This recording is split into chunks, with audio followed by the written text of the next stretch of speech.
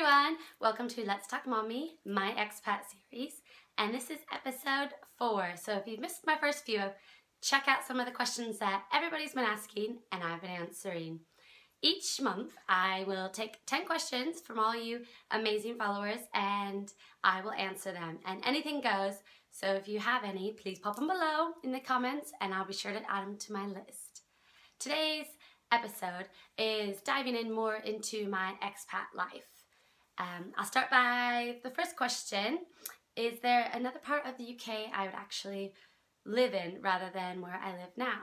I am currently up north near Manchester, and I have to say I do have a little soft spot for down south, especially London area of course, and I think it has better weather around there, and I think that there's more opportunities, and it seems like all the events are always there, and I actually have more people down south that I know and I'm friends with, and so I would love to someday live down south, but unfortunately my husband's business is up north and he's from the north, and I don't think that'll ever happen. But yes, I do have a little bias to the south and their amazing weather. Second question, how did I adjust to a UK life?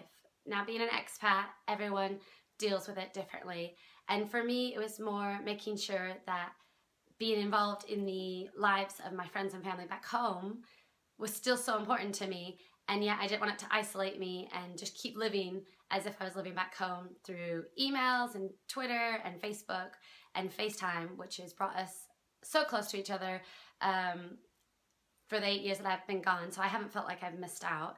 But I've also made sure that I made new friends and made a life here in the UK and memories here so that I wasn't isolating myself and making it even harder. So I think the best thing I did was try to meet people here, get out, be social, and get involved in things around here as much as I was still involved in my friend and family life back home. And that way it made me feel like I was part of both, and I didn't feel so isolated. The next question is, what do I like most about the UK? Now, everyone is always asking me what I love about the US, and so it's really nice to get to start answering questions about the UK. And I think for me, it's a bit of a tough one, not that there's not anything to love about the UK, but for me it was obviously having my 2 children here and being born here and now starting school here. It's been an amazing adventure in the UK, and it has so many memories for me. But I think the most thing that I've taken from it is where I began blogging, and through blogging is where I met so many amazing people, and I love that the UK is a small knit country, and so the blogosphere is like the best community and you feel like you're a part of something bigger, and that's really my favorite part about it. What do I prefer about the US? And that's not food or obviously my friends or family, but I think the thing I miss the most about the US, or what I prefer most in the US, is talking to strangers. And I know that sounds really funny, but to me, going on the train or in the coffee shop or on a plane or anywhere you go, if you see someone walking on the street, you say hello, how are you?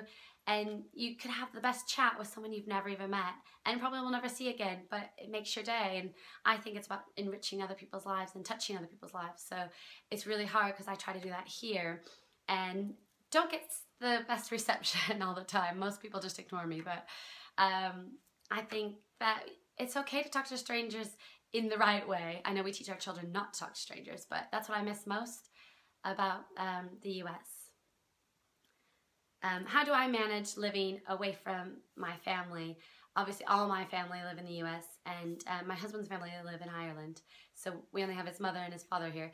So it's really hard to get around not having my family here, especially for my kids. They don't have their cousins, they don't have their great-grandparents, they don't have their aunts and uncles, and that gets tough. But I think the way I manage it is to always make sure that I'm keeping in contact with them. My kids FaceTime them, whether it's my brothers or my sister or my parents, and we really try to keep that communication line open between the kids and them, so they still feel like they see them all the time, even if it is on a computer screen. And technology's helped so much. I can't imagine being an expat, 10 years ago even. It must have been really hard, and doing snail mail, that just doesn't feel the same as talking one-on-one with someone even through a computer. How has being an expat changed me personally? I think for me, I have changed completely from the person I was before I moved. And not just because I've grown up and I'm older now, but I grew up in a country town where no one ever leaves, and it's kind of like your mini bubble and you don't really get to see the world. So as soon as I took the risk of moving across the world, it made me stronger, and it made me more independent. And it's okay to take risks in life, to see more of the world and experience new adventures. And if it doesn't work out, you can always go back home. And I think it made me realize that I don't need to have anyone. I can do anything on my own. I obviously don't want to do it on my own, and I love having someone like my husband there on my adventures, but I know that I'm independent now and I can take on anything that's thrown at me. And I think being an expat, you really realize that you're stronger than you ever thought you were.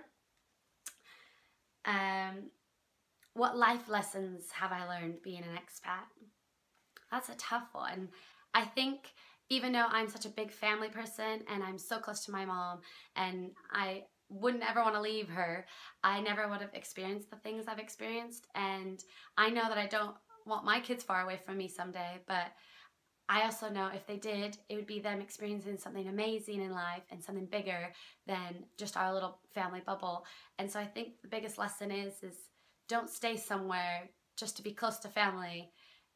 Take risks, see the world. You just stay in touch, and you can still be a huge part of a family, but you might miss out if you don't take risks. And I think that's the biggest life lesson. Risks are worth taking, even if the outcome is not what you want. They make us grow, we learn from them, and we move on, and we become bigger, stronger, and better people from it. And so that's the biggest thing I've taken from being an expat. And now for some funny food words that we say in the US and you say differently here. When I first started grocery shopping in the UK, it was definitely an eye-opener that the food is different words, but the same food. So we have eggplant, which you call aubergine in the UK. And my favorite, we have zucchini, which I make zucchini cookies, zucchini cupcakes, zucchini bread, zucchini pasta. I am constantly cooking with zucchini and sharing it on my blog.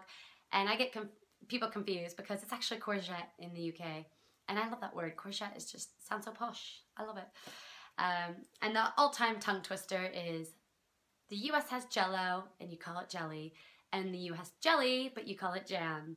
And we won't even get into the cracker biscuit cookie scenario because that just gets very confusing. And I'll leave you with the last question. Is it starting to feel like home in the UK? And I have to say yes. My children have been born here. They now go to school here. And we have made amazing memories in our new house that we built together with my husband.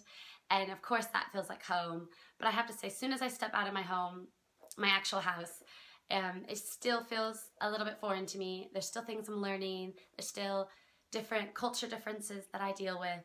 But I am so grateful that I can now say I have two homes and my children have two homes. And we are a part of two worlds, and it really is the greatest experience of my life. So that is my episode 4 of my expat series. I appreciate everyone's comments and everyone's questions. Keep flooding them in. You can also tweet me at Let's Talk Mommy and send me your questions for episode 5. And I thank you for watching. Bye for now.